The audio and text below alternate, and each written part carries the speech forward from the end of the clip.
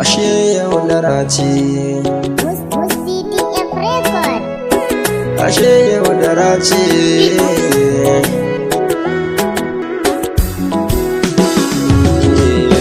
Ashe baki suna na suka kai ni layin masoyanki, kin ci wutar da raina kin yi gaba a yau gashi kin dawo. Ashe yau darace,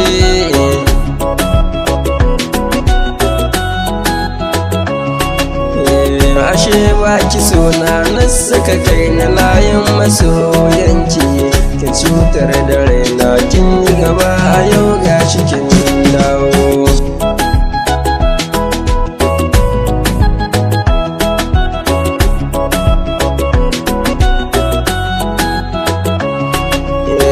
Ashe yau darace kika saka ni na fara ga onarki, na yau alkawar da ke zan rayu ko da ana yaki.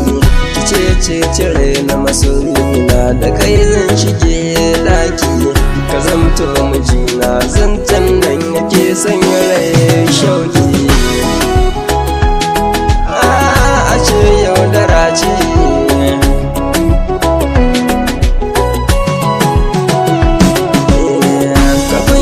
suna shawala nake ce nake guri, na same ki a ta gari kullum da ke zanyi alfahari.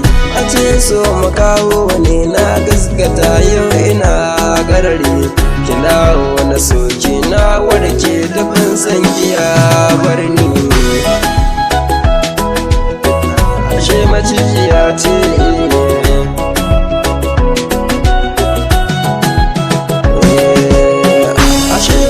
ka bayar da yanzu shi za ya cuce ka. Na baki yarda a gani na baki halin da yan koka, idan mun kasance tare da ita sai ta faɗan haka. Ta ce mun masoyi na a guri na ni ban da tamkarka.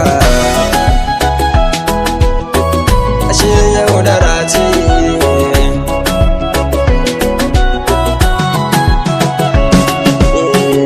ƙarshe fakin dawo wai so kike yi na aure ki. Ki burin ki ne ki aure tun da duniya ta barki. Me kwadai zai sha wahala cikin rayuwa tabbas. Ki ma dai na bina tun da ba so shi bayan dole. Soyayya ashe da ya gubace,